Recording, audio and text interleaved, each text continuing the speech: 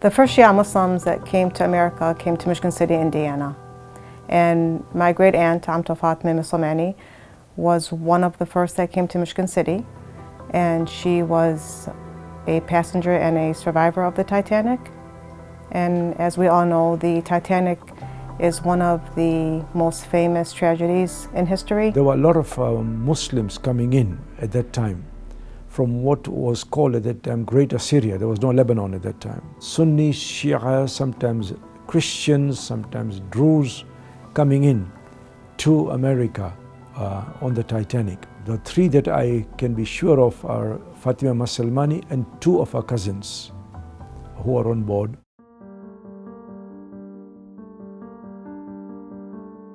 Fatema Masselmany, also known as Fatema Masselmany, was ready with two cousins to leave Beirut, Lebanon, to Cherbourg, France, to go on the Titanic to the United States of America. My great aunt was traveling from Lebanon with her two cousins to come to Michigan City, Indiana to better their lives. She was in a cabin with a woman and her 4-year-old daughter. One night, she heard a big bang. She got concerned. She ran upstairs to the deck to see what was going on. There was chaos going on, and then she found out that something was wrong with the ship. It hit an iceberg. You would think at that age that somebody might just become a little selfish and maybe try to run to the lifeboat to survive, but not Fatema Masselmany. She did not just think about herself. She actually risked her life to go back to the cabin to look for the mother and young child that were sharing the room with her. She did not find the mother in the room, but she did find the young girl who she rescued and took her onto the lifeboat with her. That made me believe and understand that from a very young age, she was very caring and loving and definitely not selfish. She grabbed her and went up to the deck. She got into the boat, and then her cousin, one of the cousins, was dressed as a woman. And he wanted to get into the lifeboat, and the crewman saw him, and because he didn't, listen and turn back, he shot him. He died. And right after that, the other cousin was struggling with one of the crewmen, and he fell overboard. And that was the biggest shock of her life.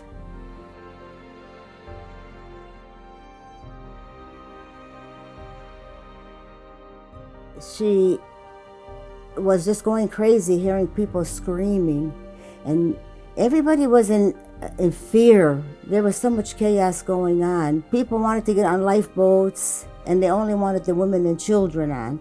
People didn't know what to do, but then she saw people jumping overboard. A huge ordeal of fear, and also a lot of sadness for a lot of women where their husbands could not go on with them. Several lifeboats started to move away from the ship. It was very, very cold that night and dark and just like morbid. It was just sad. And as they were rowing away and the ship started to sink, and there were people in the water, and some people were trying to get on the lifeboat wherever they were near, and they were pushed away. After a little while, I'd say maybe about an hour, the ship was really sinking and going down, and then all of a sudden, like, it just disappeared, was gone. And it got very dark, very scary, and most of the people were in shock. After, I'd say 3 hours, CABTV came to the rescue. And they did rescue whoever that they found in the lifeboats, but there was like 1,500 people that died. They perished. That was it.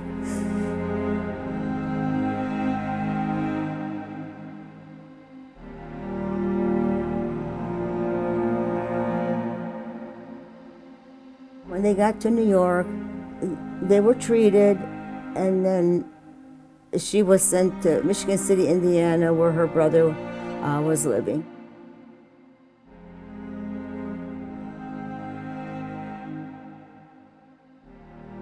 This picture here is taken in Michigan City with Amto, my aunt, and my mother. This picture here is my grandmother, my mother, and my aunt, her sister. This is Amto with her brother Abbas. This is in Lebanon. I think this is a beautiful picture. This is my brother Muhammad with Amto.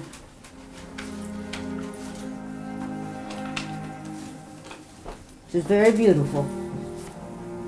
Maryam, Allah yarhamha, Maryam Masselmany is the niece. Maryam Masselmany is the first person that was ever tracked down regarding the story of the Titanic. They found her in Kuwait from the last name Masselmany. She gave them my mother's number. This is supposedly a copy of the ticket.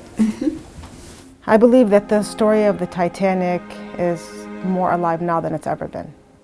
I believe it's becoming more popular and talked about more now than ever. My mother and I have been involved in interviews for the past 17 years, I would say, and that's where I learned so much about it. Everybody loved her. She was very, very hardworking. Jimmy, he'd sit and listen. She had this favorite rocking chair. She'd sit in it. And he'd sit right next to her on the floor. And she'd tell him everything about the Titanic. And he'd sit there and listen. He was so inquisitive about learning about the Titanic. You know, he just couldn't picture how somebody could go through something like that. And, you know, he wanted to know everything about it. Even when I was in high school, they'd say to me, "Was your aunt really on the Titanic?" "Yeah, she was. Can you tell us stories?" I'm fourth generation, which people are usually amazed that I'm fourth generation. The first question I'm always asked when I'm recognized as an Arab American is, "Oh, how long have you been here?" And when I say I was born here, "Really?" And I say I'm fourth generation, people are usually astonished. Alhamdulillah, we have been an integral part of the flourishing of the Arabic community, especially the Muslim community. Growing up, we just always would hear it, you know, you hear the story. So we were just parrots, we would just repeat, "Yeah, my aunt was a survivor on the Titanic." But I don't believe that we really felt the full impact of it until people became interested in the story. And then over the years, people started contacting my mother. It's rather fascinating, I guess, to actually be a part of that and to know that that's part of my heritage. And I'm very proud of it. What is inspiring about Fatema Masselmany was not only the difficulties that she had to go through, but also the psychological traumas, as you can imagine, to have to go through what happened on the Titanic and to see two of her loved ones drown. She was only 17 years old at the time. That whole episode played a lot on her mind. Later on, she had to settle down in Michigan City, and subsequently she moved to Detroit because the Shia community moved in large numbers to Detroit because of greater employment opportunities. She had to go through a rather difficult marriage also.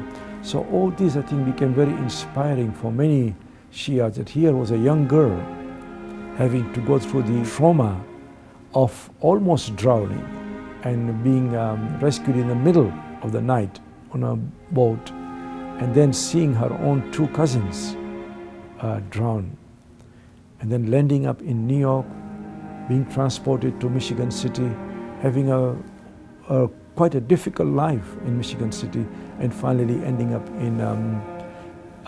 in Detroit and living a lot of her lives alone.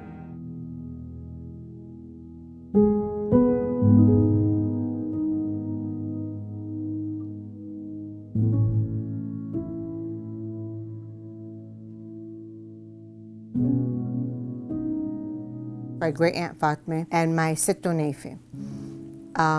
Two very hard-working women. They weren't afraid of anything. They were extremely strong in their faith, which they instilled in their children, and of course my parents instilled in us. That kind of paved the way for the trajectory of our lives. She was friendly, she had a lot of friends, and she was a very kind, happy person. Believe it or not, after what happened, she just went on living her life, trying to make a good living and try to help her family back home. She adopted me when I was a year and a half because my father passed away in Lebanon. And we were together, her and my mother and the whole family. Even though she did adopt me, but we were all one family. And she loved us all so much. She was a loving person. She loved to do anything for anybody, especially family. People came to our house quite often, especially when they came from Lebanon, and they all wanted to know the story about the Titanic. She took the time out. She sat with them. We had coffee, tea, whatever, and she would tell them the story, and a lot of them would cry along with her. So it took her a long, long time to forget, but it did not set her back in her life. I think it made her stronger. With perseverance, you can accomplish anything. And we've all had it rough. You know, we weren't the privileged ones, but we overcame. And as long as you have a strong faith and a good work ethic and a strong family background, you have to have a strong family background, and you do good and you help others that are in need, you will succeed in life. Throughout her life, she became very successful, a very successful businesswoman.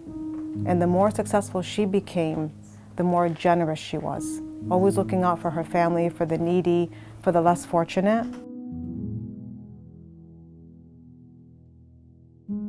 She prayed to God all the time, especially for the people that she loved, for God, to Allah, to be with them and to guide them. Religion holds a family together. It held us together. Religion was different than it is now. Of course, people were much more educated now. There's so many more leaders and scholars and institutions. But back then, it was very, very confined and very small, but it had so much meaning. And people took it to heart. You know, help thy neighbor. You helped your neighbor. It was your duty to help your neighbor. Back then, you had to want to know your religion. You had to seek to understand your religion and to know it and to practice it.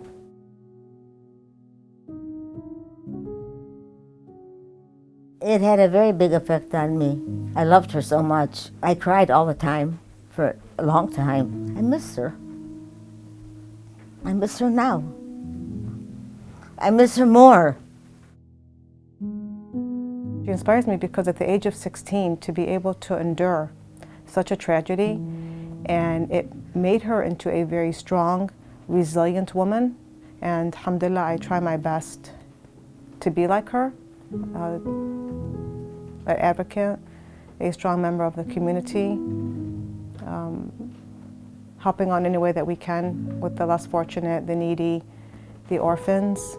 For my family, it's extremely important to make sure that we continue to tell her story, which inshallah I will do, and we've taught the story to my son, and inshallah he will pass it on to his children, and the story of Fatema Masselmany will continue to live for generations on, inshallah.